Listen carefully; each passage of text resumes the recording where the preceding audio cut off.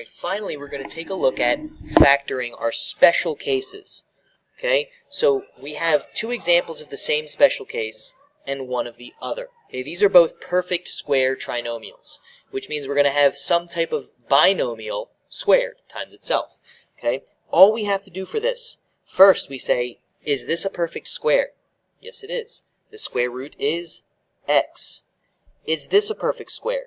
Yes, it is. Square root of 9 is 3.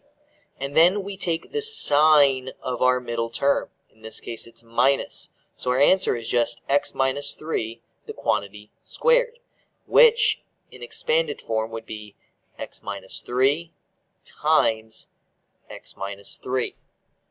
If we take a look at the next one, it's almost identical with one minor difference. The square root of x squared is x.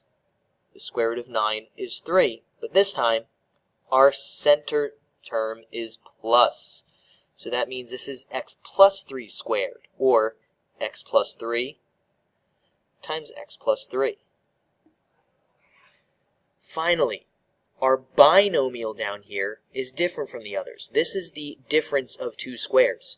Okay? Now instead of writing a binomial times itself, we're going to use conjugates. So in this case, we still take the square root of x squared and we take the square root of 9, which is 3.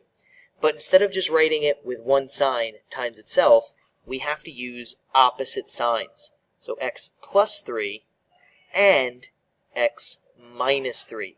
So we write it twice with opposite signs. And again, these are our conjugates. These are going to be used a lot throughout the year, so remember this. You might be asking yourself, is there an x squared plus 9? Well, that is not factorable.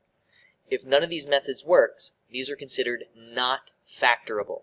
Be prepared to recognize all of these as well as combinations of these in next class for both the scavenger hunt and the quiz.